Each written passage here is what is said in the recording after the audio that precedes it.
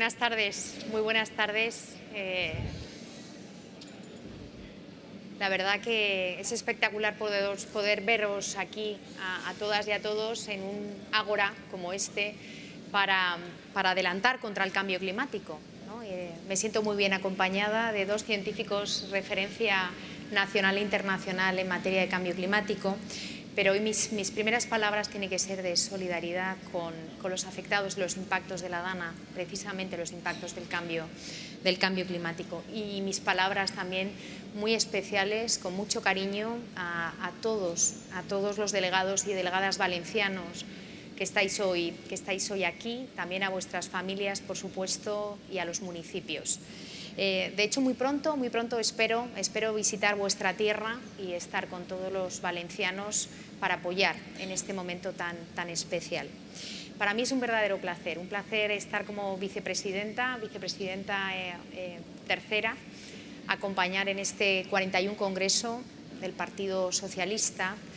Y también os quiero agradecer a todos los militantes ese trabajo que hacéis cada día en el territorio, apostando por la transformación de la economía, apostando por la transición ecológica, por esa agenda verde. Creo que llegáis a todas partes del territorio, a cada casa, a cada pueblo, a cada municipio. Y por eso mis palabras también son de agradecimiento a toda la militancia del Partido Socialista. Me siento también una privilegiada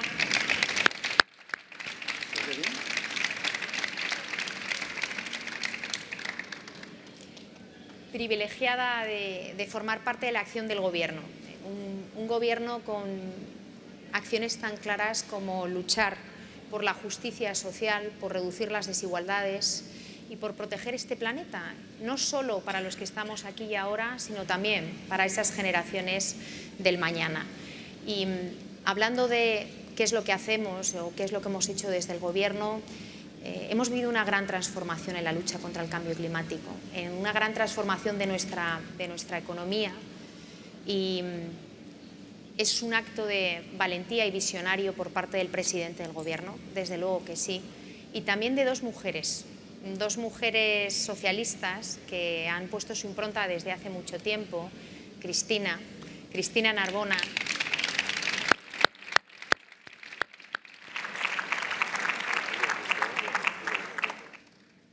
Nos conocemos hace tiempo y para mí eres un gran referente. Muchas gracias por ese liderazgo. Y Teresa Rivera, nuestra querida Teresa Rivera.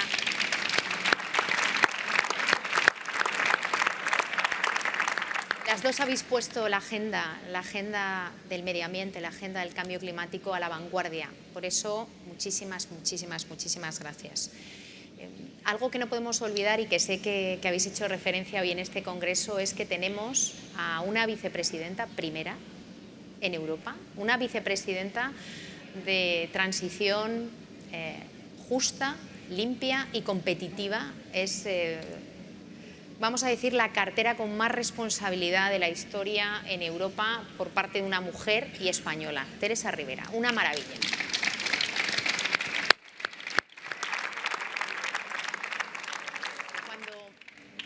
Cuando pienso en esas dos mujeres, en Cristina y en Teresa, pienso que habéis conseguido lo más difícil y algo que es lo que tiene pues, más nobleza en esa visión en la lucha contra el cambio climático, y es llevar esa visión al Boletín Oficial del Estado, que no es nada fácil.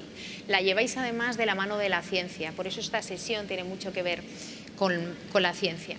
Estamos en esta casa que ha hecho y ha emprendido muchísimas acciones, pero queda mucho por hacer. Yo soy de esa visión japonesa que dicen que las casas nunca se terminan. Esta casa nunca se termina, siempre hay muchas cosas por hacer en la transición ecológica, y sí quiero compartir con vosotros que tenéis toda mi energía, nunca mejor dicho, y mi máxima determinación para llevarlo a cabo. En el año 2018, cuando empezamos en un contexto extraordinariamente complicado, donde prácticamente quedaban muchas cosas por hacer, dimos la vuelta a la agenda y llevamos a cabo una gran transformación, transformando el tejido productivo en oportunidad, gracias a la agenda de la transición ecológica. Y lo que sí quiero compartir es que esa transformación nos ha hecho ser un referente internacional. España es un referente internacional cuando hablamos de transición ecológica, cuando hablamos de emergencia climática y de actuaciones a emprender en cambio climático. Hemos hecho grandes transformaciones en nuestro sistema energético, estoy convencida que las conocéis, una apuesta clara por las energías renovables, por el autoconsumo, por empoderar a los ciudadanos en esa transformación, por proteger a los más vulnerables, por conseguir precios competitivos, precios más estables, y eso también le hemos hecho una apuesta por ser más estratégicos en el sentido de ser más autónomos.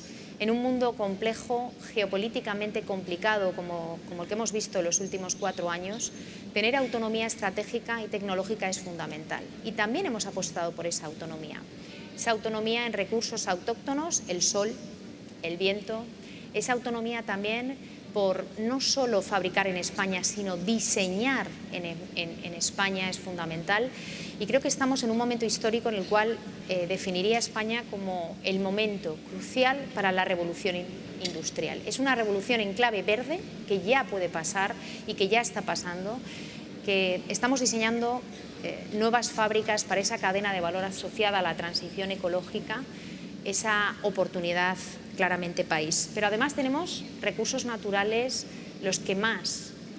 Yo creo que somos un país referente en biodiversidad en Europa. Hablamos de 18 millones de hectáreas de espacios protegidos terrestres y 13 millones de hectáreas de espacios protegidos marítimos. Es un maravilloso patrimonio que tenemos que proteger. Vamos a seguir, estoy convencida también, juntos, protegiendo ese patrimonio, desarrollando unas ciudades más limpias, apostando por la economía circular, apostando todavía por esa transición ecológica y energética que tiene que seguir avanzando, apostando por luchar contra esa reducción de recurso tan importante hídrico, el agua y la desertificación, y poniendo en el centro también la transición ecológica en clave de emergencia climática. Hoy me gustaría también decir que he comenzado hace muy poquito como vicepresidenta, pero empecé hace muy poquito con unos principios muy claros, algo que ha acompañado a mi trabajo estos últimos años, más de 20 años, y que también estoy convencida que está alineada con los principios que respiro aquí con vosotros y con vosotras. Y es que no podemos dar la espalda a la ciencia. España no puede dar la espalda a la ciencia y al conocimiento científico.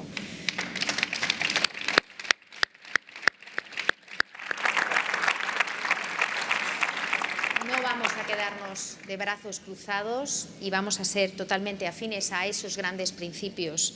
Ciencia y política. Ciencia y política. Yo creo que es un binomio ganador. Me siento una privilegiada, me parece un lujo trabajar en un gobierno en el cual siempre se ha guiado por la ciencia. Una ciencia que recientemente nos ha dicho Copérnicus, algo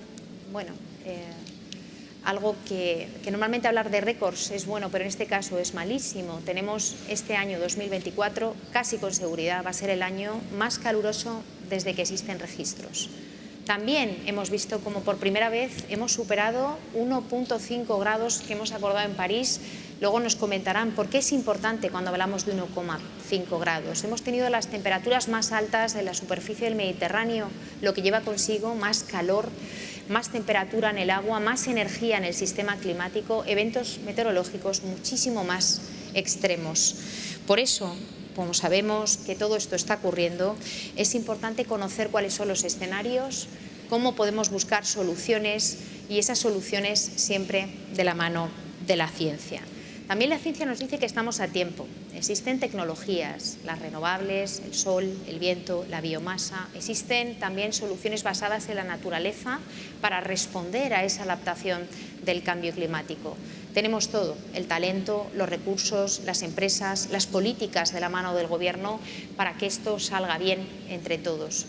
Pero en definitiva hoy también quería compartir reflexiones de esa mano de la ciencia con dos expertos, como digo, que me acompañan hoy, María José y Eloy, expertos nacionales e internacionales en cambio climático, que han participado también en el grupo intergubernamental, el IPCC, ese grupo que es una referencia a nivel internacional.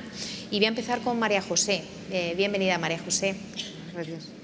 Es una investigadora española, editora y autora principal en el IPCC, más de 25 años dedicada al cambio climático. Actualmente es directora científica del Centro Vasco del Cambio Climático, del BC3, también profesora del Ikerbasque. Ha contribuido en la Convención Marco de Cambio Climático de Naciones Unidas y también en Naciones Unidas para la Alimentación y la Agricultura, en la FAO.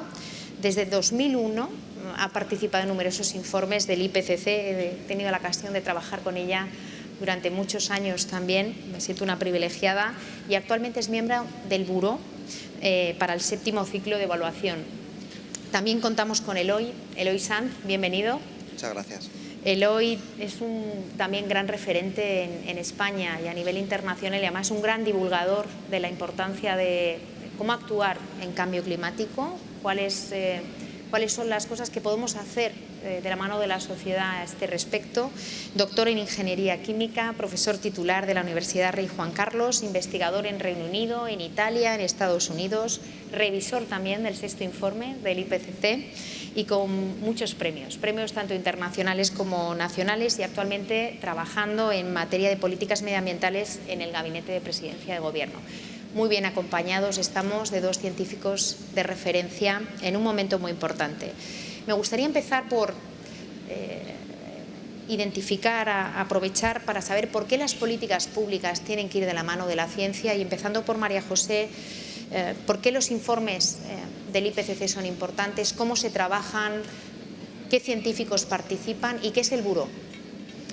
Bueno, el IPCC creo que mucha gente ignora lo que es en realidad, porque piensan que es un organismo en sí mismo. Pero el IPCC realmente nace en 1985 como el germen de un grupo de científicos que animan a la ONU a crear un espacio para poder debatir e integrar el conocimiento que va creándose sobre cambio climático, siendo conscientes de que va a haber un calentamiento de la Tierra que va a tener un impacto muy importante en los ecosistemas y en las sociedades humanas. A raíz de esto se genera este grupo, que es una unión entre lo que sería la Organización Mundial Meteorológica y el Programa de Naciones Unidas para el Medio Ambiente, que constituye un secretariado. Esto se constituye bajo la Asamblea de Naciones Unidas en 1988, y este secretariado regularmente llama, porque la Convención de Cambio Climático que se crea posteriormente le pide informes, pero el primer informe se hace antes de que se genere la Convención de Cambio Climático. Es el que incita a que realmente se haga un tratado internacional sobre cambio climático, es el propio IPCC. Esto ocurre en 1990. ¿Cómo se organiza? Pues hay un secretariado, pero realmente el secretariado es el único que permanece a lo largo del tiempo, y 3 unidades. Una se dedica a la ciencia básica, al clima, cómo funciona el clima, otra se dedica a los impactos y otra se dedica a cuáles serían las soluciones para mitigar el cambio climático, para reducir sus causas antropogénicas. Cada vez que hay un informe, hay un llamado a todos los miembros del IPCC, que son los 196 países que lo constituyen, para que nominen candidatos, autores, expertos que puedan contribuir a una evaluación de todo el conocimiento existente hasta ese momento sobre cambio climático que se ha generado desde el mundo científico. Y eso es el IPCC. Cada vez que hay un ciclo hay llamadas de autores para que empiecen este proceso. Estos procesos duran entre 2 y 4 o 5 años.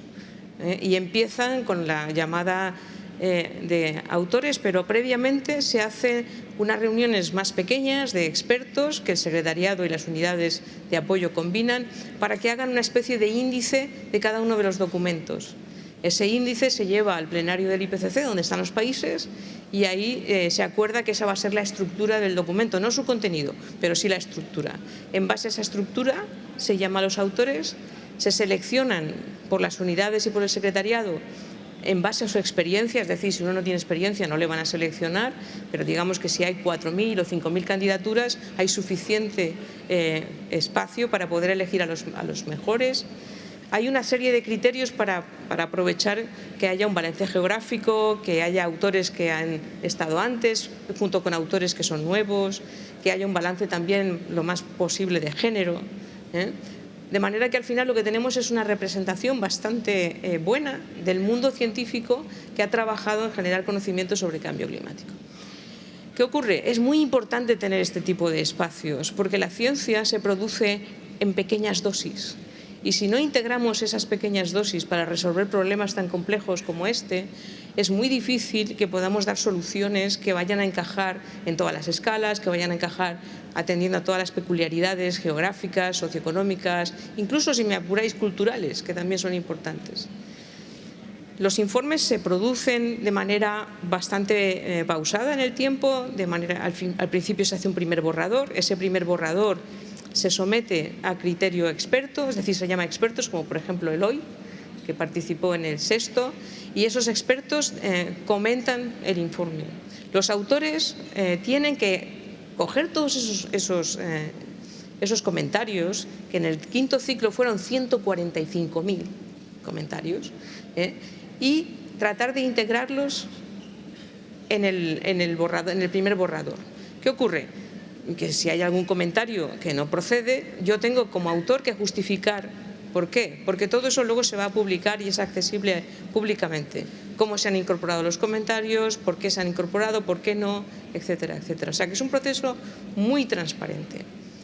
Una vez se incorporan los primeros comentarios, que solamente han sido enviados por expertos que también han nominado los 195 países que componen el panel, se produce un segundo borrador. Y en el segundo borrador se vuelve a comentar, esta vez no solo por expertos, sino también por los gobiernos que después van a adoptar ese informe en el último plenario. En realidad, los informes de evaluación tienen 3 volúmenes. En el último informe, en el sexto, hubo 789 autores en total. Y estos 3 volúmenes corresponden a las 3 unidades que comentábamos antes, ¿no? Las bases físicas del clima, los impactos y la mitigación. Hay un tercer grupo que a veces se nos olvida que existe, pero que es igualmente importante, y ahora veréis por qué. Ese grupo es el que hace las metodologías para poder estimar las emisiones y las remociones de gases de efecto invernadero de forma que sean comparables en todos los países. Es decir, que tengamos una visión consistente y comparable de cuáles son las emisiones por sectores en cada país. Porque los países tienen que reportar a la Convención esos datos, hoy en día bajo el Acuerdo de París, como mínimo cada 2 años. Y en el caso de los países de su anexo 1, que son los países desarrollados, todos los años. Y eso se revisa por expertos, para asegurarnos de que esos datos que mandan los países son los que están en línea con las metodologías que ha construido para hacerlos consistentes el propio IPCC.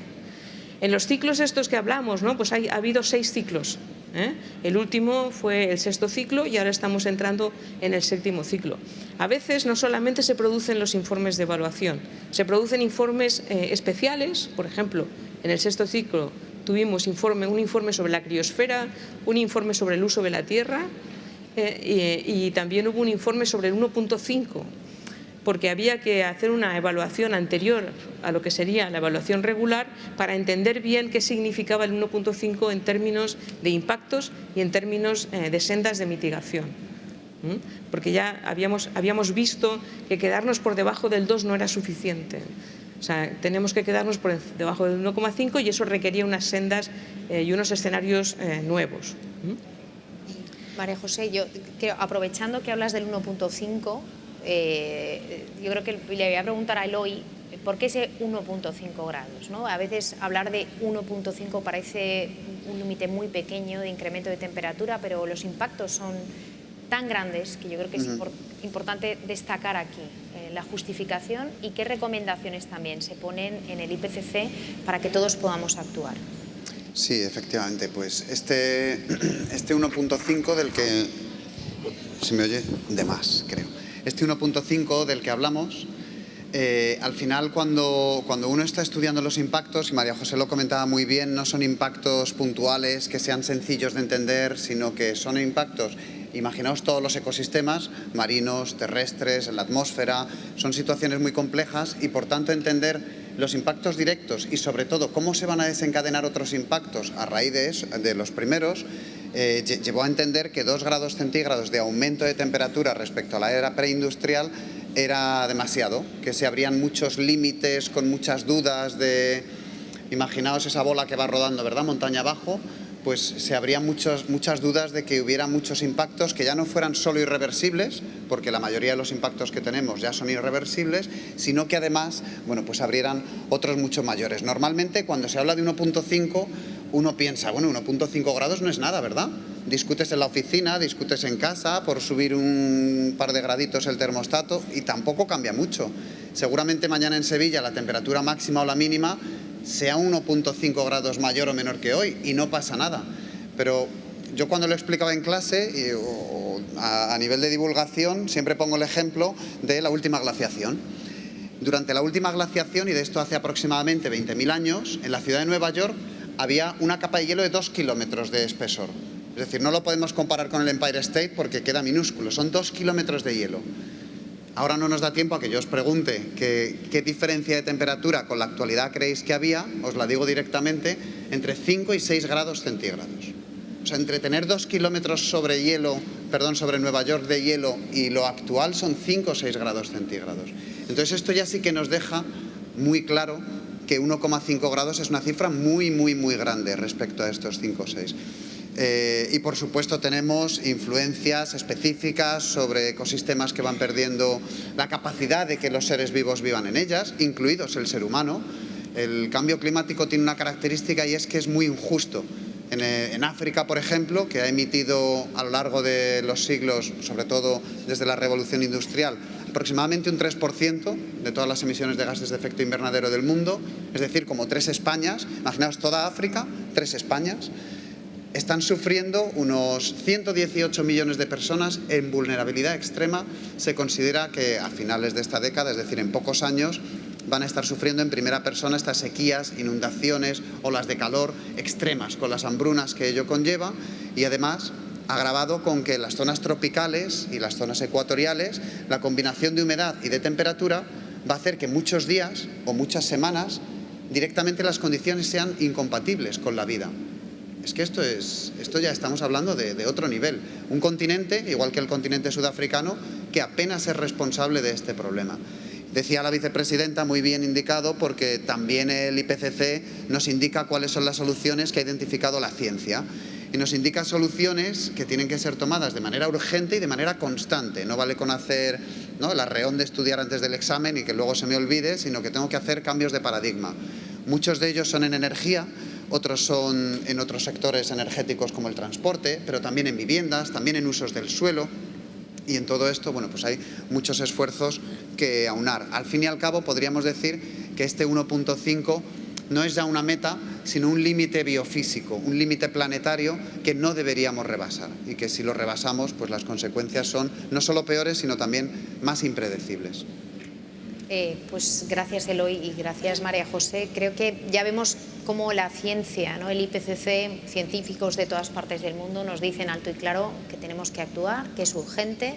Yo creo que es importante también saber qué ocurre aquí, en España, ¿no? ¿Cuál es el impacto en nuestro país? ¿Cuál es el desafío que tenemos que abordar en España? Hemos visto y todavía estamos todos conmocionados, ¿no?, del impacto de la DANA.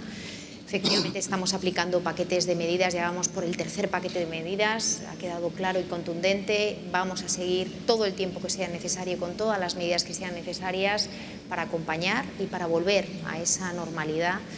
Pero lo que es importante es que la ciencia de la que hablaban María José y Eloy nos ha dicho también alto y claro que cada vez vamos a tener más eventos extremos y además van a ser más virulentos. Por lo tanto, tenemos que saber cómo actuar de la mano de la adaptación, a sabiendas de que vivimos en un país especialmente vulnerable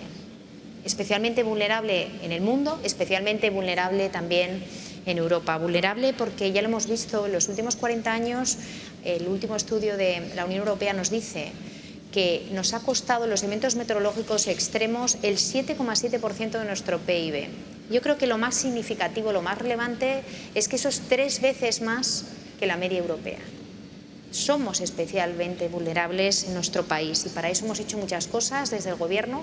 Hemos planteado un Plan Nacional Integrado de Energía y Clima fundamental para dejar de alimentar la emergencia climática, para reducir las emisiones, abordando todos los sectores de la economía de forma clara, con medidas y con objetivos, con una visión a medio, a corto, a largo plazo también, anticipándonos, pero no es solo suficiente pensar en mitigar, hay que pensar en la adaptación y para eso también tenemos un Plan Nacional de Adaptación donde es importante el liderazgo del Gobierno, pero todas las administraciones son esenciales para que los resultados lleguen. Vemos las olas de calor, hemos hablado de inundaciones, pero también tenemos olas de calor y en España mueren 8.000 personas al año por las olas de calor. Hay 20.000 muertes prematuras por la contaminación atmosférica y a pesar de eso, a pesar de que este Gobierno de forma responsable ha puesto encima de la mesa por primera vez una ley de cambio climático y transición energética, por primera vez, la Ley 7/2021, donde decíamos alto y claro, necesitamos zonas de bajas emisiones en todos y cada uno de los núcleos de más de 50.000 habitantes. A pesar de eso, todavía hay resistencia a ponerlo en marcha. No podemos dar ni un paso atrás. Yo creo que es fundamental que esas zonas de bajas emisiones lleguen y lleguen lo antes posible, porque no es un capricho. Estamos hablando de la salud de todos los ciudadanos. Y además de esto, yo hablaría del agua, ¿no? El agua es otro recurso que cada vez es más escaso. En nuestro país se ha reducido desde los años 80 la capacidad hídrica en un 12% y los escenarios nos hablan de una reducción de hasta el 40% en el año 2050. 40%. Tenemos que trabajar para conseguir combatir estas situaciones de adaptación. Tenemos que pensar en que hay más de 3 millones de habitantes en España en zonas inundables. 3 millones. Tenemos que trabajar para que esa nueva ordenación del territorio lo tenga en cuenta de forma responsable con todas las administraciones y para eso también la ciencia nos da muchísimos datos y ahí, María José, me gustaría que nos dieras un poco la visión en comparación con otros países, cuáles son los impactos que tenemos en España, cuál es la situación de vulnerabilidad ante esos impactos del cambio climático. Bueno, España está en una región que es la región mediterránea, que en su conjunto es especialmente vulnerable al cambio climático porque nos encontramos en unas latitudes en las que va a haber muchos cambios. El clima puede cambiar abruptamente por diferentes razones, ¿no? Entonces, estamos teniendo ya periodos de sequía normalmente largos y más recurrentes. Estamos teniendo impactos abruptos en términos de precipitaciones torrenciales que además son bastante difíciles de predecir con mucha antelación. Se pueden predecir con suficiente antelación, pero no se pueden predecir con años de antelación porque son procesos que son más caóticos. Vamos a tener, por tanto, efectos en sectores como la agricultura, en la que vamos a perder hábitats o vamos a tener que cambiar de especies de cultivo o utilizar especies más resistentes, más resilientes al cambio climático. Nuestra agricultura va a tener que pensar cómo reinventarse. Es cierto que los agricultores se están adaptando permanentemente, pero los cambios que están observando les superan incluso a ellos, ¿no? En el sector, por ejemplo, vitivinícola o en el sector o en otros sectores, incluso en los sectores que son agricultura de secano. Digamos que, y voy a poner un ejemplo, porque a veces decir estas cosas en términos, ¿no?, amplios y como todos estamos hablando de lo que ha pasado recientemente, daros cuenta que lo que ha pasado recientemente en Valencia, yo soy de Valencia, es algo cuyo mecanismo siempre ha existido. El mecanismo de disparo de esas precipitaciones torrenciales siempre ha existido en la cuenca mediterránea occidental y se conocía que existía y había formas de decir cuáles eran los indicios que indicaban que esos procesos se iban a disparar. ¿Cuál es la diferencia que tenemos hoy en día debido a dónde estamos como país en términos de cambio climático? La diferencia es que ahora tenemos una alimentación muchísimo mayor de esos procesos, que los hacen más intensos, porque tenemos un Mediterráneo que está a 35 grados en verano. Incluso la boya de Formentera este verano dio 42 grados en superficie. Eso es como poner gasolina en el fuego. Y por otro lado, ¿qué tenemos? Pues tenemos un Ártico que se está deshelando y por tanto pues el jet stream se está ondulando y de vez en cuando deja caer masas de aire frío en altura, que son las famosas danas. Cuando esto ocurre y se estacionan en la península ibérica, con una alimentación enorme, brutal, debido al calentamiento del Mediterráneo, pues tenemos aquí la receta servida para lo que hemos visto anteriormente. ¿Eso qué quiere decir? Que esto es probable que vuelva a ocurrir y, por tanto, la adaptación es crítica. Una reconstrucción en clave de adaptación, entendiendo que esto va a ser más frecuente y va a volver a ocurrir, es fundamental. María José, muchas gracias. Y como es fundamental esa adaptación, reducir los riesgos, ¿no?, para el futuro, Eloy, ¿qué podemos hacer, ¿no?, para estar mejor preparados y para evitar esos riesgos? Pues una de las cuestiones que hemos visto con esta Dana es que ha puesto de manifiesto las vulnerabilidades de adaptación que teníamos en concreto en la región de Valencia. Pero claro, es que hay muchas vulnerabilidades de adaptación en toda España que hasta que no salta, bueno, pues una de estas alarmas o hasta que no salta uno de estos problemas, parece que no queremos ver. Estamos haciendo referencia a viviendas, por ejemplo, que se están construyendo en zonas inundables, que de hecho el mismo día en el que ocurre la Dana, ya sabéis que en ciertos parlamentos pues se estaban reduciendo las distancias mínimas entre la costa y la posibilidad de construir, en este caso, complejos hoteleros. Bueno, esto es no escuchar a la ciencia, esto es estar de espaldas a la ciencia. Luego hablaremos seguramente un poco más sobre esto, pero esto es importante. Tener en cuenta aspectos climáticos es imprescindible para el diseño de cualquier política. Tenemos un ejemplo de buenas prácticas en la Comunidad Valenciana con el anterior gobierno, el del Botànic, que la Ley de Cambio Climático, una de las cosas que establecía es que había que tener en cuenta aspectos climáticos en cualquier desarrollo que se hiciera de políticas. Entonces, esto, bueno, pues es algo muy relevante, porque es verdad que es una de las palancas de actuación el hecho de que en una licitación de un urbanismo, bueno, pues se pongan una serie de condiciones adicionales a las ya habituales que vayan en el sentido de adaptación.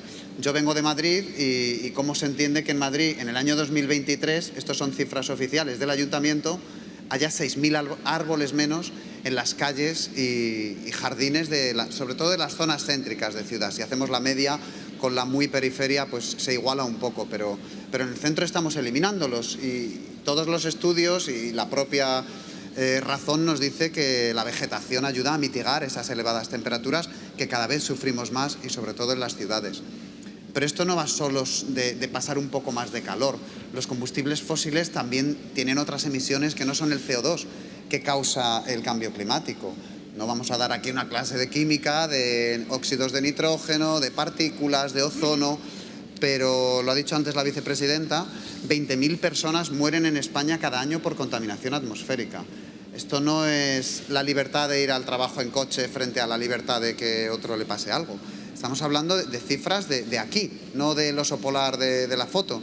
De hecho, esa contaminación llega más allá de los pulmones, que es donde normalmente nos pensamos que tiene efectos. Y 1 de cada 4 muertes por problemas circulatorios, es decir, infartos, ictus, etcétera, se debe a la contaminación atmosférica.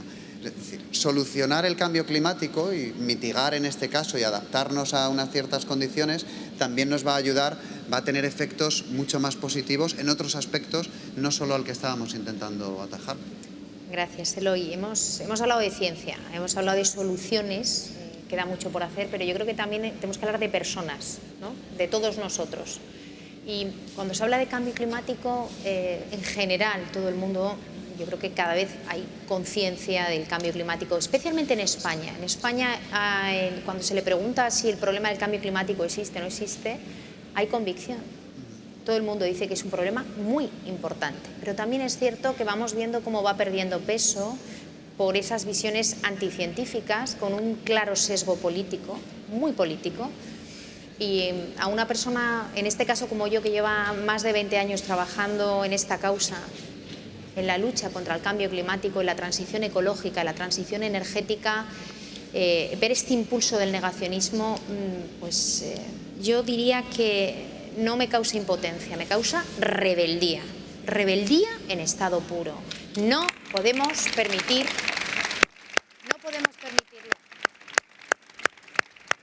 No podemos permitir ese negacionismo que contamine, ¿no? Tenemos que trabajar todos juntos Creo que tenemos que estar también muy agradecidos al presidente, a Pedro Sánchez, porque siempre ha estado liderando esa cultura y esa batalla contra el negacionismo, y estoy convencida que aquí, con toda la militancia, vais a ser también en el territorio esa forma de defender claramente esa lucha contra el cambio climático y evitar que el impulso de ese negacionismo, de esa negación de la evidencia científica pueda aflorar y pueda seguir creciendo como lo estamos viendo.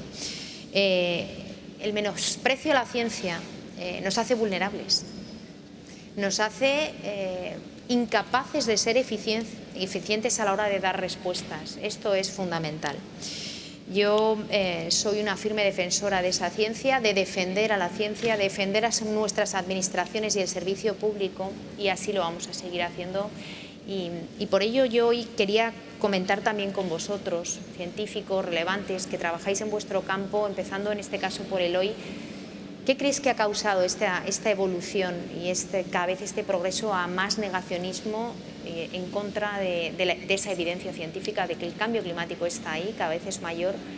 ¿Y cómo crees que podemos frenarlo y retroceder? Es decir, avanzar en esa conciencia en pro de la ciencia y de la emergencia climática. Pues este negacionismo ha aprendido mucho y ha evolucionado como un virus que va mutando. Yo podría decir que tiene su origen, por ejemplo, en las tabacaleras estadounidenses, hace ya más de 50 años, cuando empezaron a generar lo que hoy se conoce como la industria de la duda. No se trataba de convencer a la gente de que el tabaco era bueno, porque eso era ilógico, no se lo iban a creer. Se trataba de convencer a la gente de que aquellos que estaban diciendo que el tabaco era malo, que ya veis qué obviedad a día de hoy, bueno, pues no estaba tan claro. Había científicos que los apoyaban, ya sabemos, por motivos económicos, por supuesto, en la mayoría de los casos. Pero la clave es la duda, sembrar la duda. Bueno, ¿y si lo que dicen no es verdad? ¿Cuántas veces habéis oído lo mismo sobre el cambio climático? ¿Y si el IPCC lo que dice no es verdad? ¿Y si los científicos? Esto las petroleras lo aprendieron muy bien. Y en los años 80, bueno, hubo luego posteriormente una investigación periodística que determinó cómo cierta petrolera estadounidense tenía climatólogos a sueldo para hacer informes y para que ellos entendieran cómo el aumento de la concentración de CO2 en la atmósfera iba a verse reflejado con un aumento en las temperaturas. Y si vemos ahora lo que proponían hace 40 años, es que lo clavaron. Hombre, hay una ligera desviación, pero lo clavaron. ¿Qué hicieron con esos informes? Esconderlos en un cajón, que nunca se vieran, y empezar a financiar la industria de la duda. Con la DANA hemos visto lo mismo. Ha habido una industria, lo que pasa es que ha estado muy concentrada en el tiempo y entonces ha sido sociológicamente interesante de ver, pero efectivamente algo que rabia. Porque lo primero, se ha dirigido esa duda hacia las instituciones. Desconfianza sobre si se mandaron o no se mandaron los efectivos de policía, de ejército que hacía falta, sobre si una u otra administración, porque al final va contra todas, hicieron lo que tenían que hacer, sobre que si la EMET daba avisos o no daba avisos, o son unos alarmistas, sobre que si la Confederación Hidrográfica del Júcar.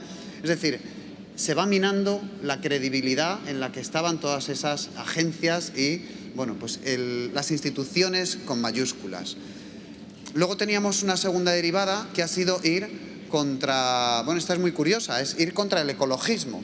Es decir, está claro la influencia del cambio climático en agravar esta dana. Pero por arte de magia, de repente, quienes estaban avisando contra eso son ahora los culpables. ¿Por qué? Porque han destruido presas. Que diga, oiga, si es que no se ha destruido ninguna presa en la Comunidad Valenciana, da igual. Da igual, el bulo no hace falta que sea todo verdad. Puede partir solo de un poquito de verdad, como que se han destruido azudes, que no son más altos que estas letras que estáis viendo delante, o solo con que nos suene que a lo mejor sí es verdad que yo lo he oído a fulanito. Esta estrategia se probó en la sequía del año pasado, que se estaban destruyendo presas y que el gobierno quería que nos quedáramos sin agua, que uno fríamente ahora lo pensáis y dicen, ¿qué cabeza cabe? ¿Qué gobierno va a hacer eso? ¿De qué signo político? Aunque sea el más contrario a tus ideas. Pero da igual, porque vas haciendo, vas minando. En este caso, fijaos, los ecologistas sobran, la democracia sobra, y le damos el tercer paso, que es decir, si se siguieran haciendo presas como hacía Franco, pues se hubiera solucionado todo. Fijaos, es muy perverso, pero está hasta bien planteado. Y en este caso ha habido un tercer actor al que se ha atacado mucho, lo habréis visto porque os ha llegado seguro en muchos grupos, de WhatsApp, etcétera, contra las ONGs. Y además se ha criticado a ONGs sobre las que no había ningún hálito de duda. Podríamos estar más o menos de acuerdo con Cruz Roja y con Cáritas y cómo hacen su labor. Pero que eran las dos ONGs que podemos reconocer como las que tenían que estar en esta situación. No se ha atacado a Médicos Sin Fronteras, a Ingenieros Sin Fronteras, no, Cáritas y Cruz Roja. Porque estos mismos informadores de la verdad son los que, por otra parte, se vestían de los que de verdad ayudan, ¿verdad? Esta frase malentendida de solo el pueblo salva al pueblo, porque claro, el pueblo no somos todos, ni las instituciones, por supuesto. El pueblo son 4 youtubers que han sido capaces de recaudar una cantidad de dinero asombrosa. Y seguro que la mayoría de nosotros no los conocíamos, a muchos de ellos, antes de que empezara esta dana. Con lo cual, tenemos aquí tintes de malversación, hablando de las ONGs, unas acusaciones de racismo más o menos veladas.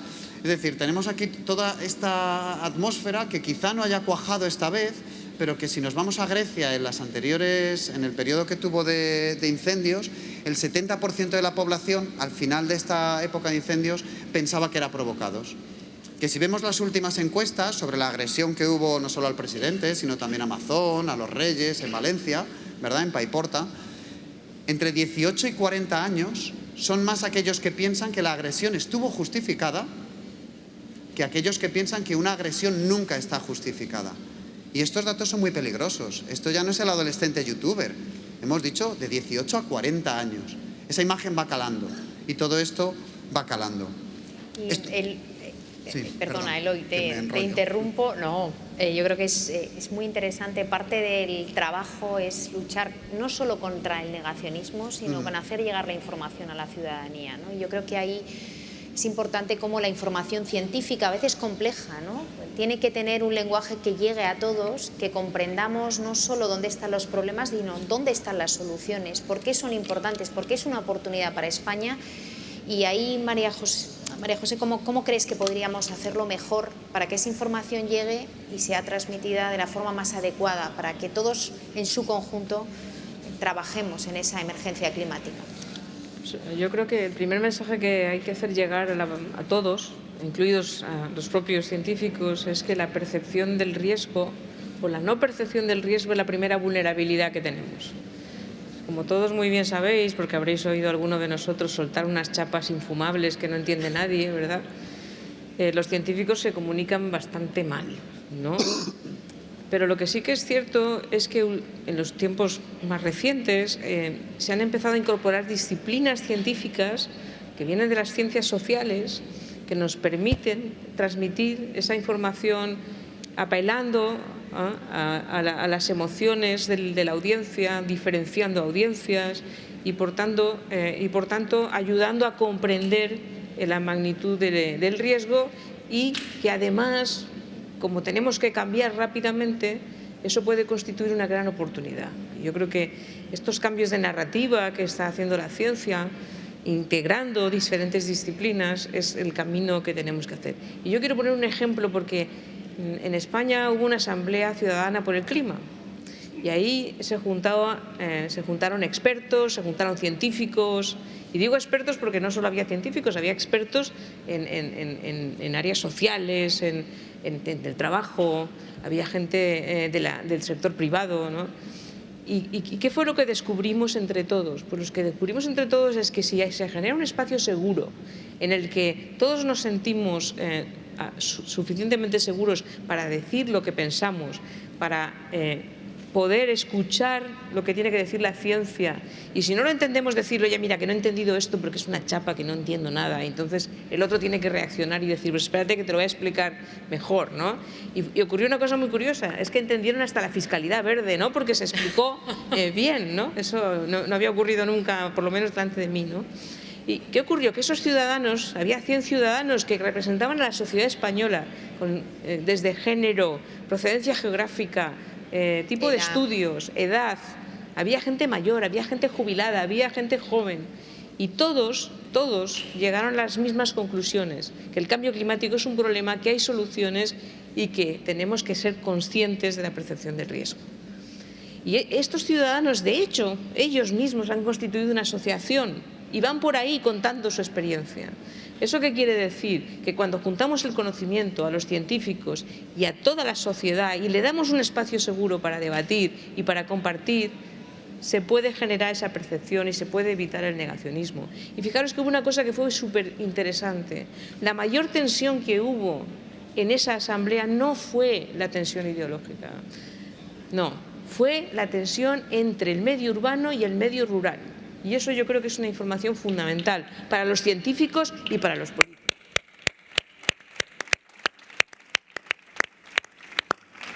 Muchas gracias, María José, muchas gracias, Eloy. Yo creo que ya llegamos a altas horas de la tarde. Gracias por vuestras aportaciones. Una frase para cerrar y agradeceros infinito que hayáis estado hoy aquí. Sabéis que sois fundamentales para seguir avanzando en el cambio climático y en cómo solucionar ese gran reto que es la emergencia climática. Eloy. Pues nada, muchas gracias, sobre todo, aunque sea para terminar, a la vicepresidenta por su labor de toda una vida y a la organización por seguir dando espacio a este tipo de encuentros y a este tipo de diálogos. Yo creo que la frase para terminar podríamos decir que el cambio climático es uno de los retos más importantes a los que se ha enfrentado la humanidad en toda su historia, tanto por su magnitud como por su carácter global. La buena noticia es que la mayoría de las herramientas para solucionarlo ya las tenemos, solo necesitamos aplicarlas. Pues...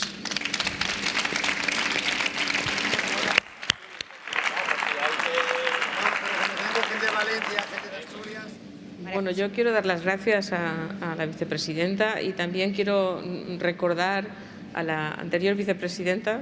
Con las dos he trabajado durante muchos años y la verdad es que probablemente no sería yo quien soy hoy si no las hubiera encontrado en mi camino, ¿no? Yo creo que mi frase se me da fatal, o sea, os aviso. Yo creo que con el conocimiento y apoyándonos en la ciencia podemos transformar este reto en una gran oportunidad.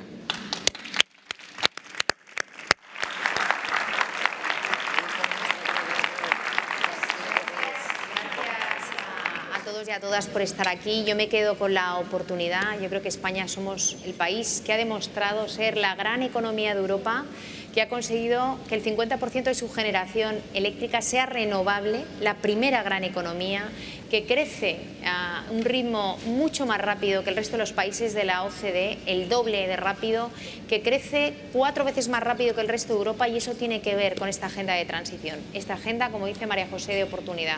Muchísimas gracias.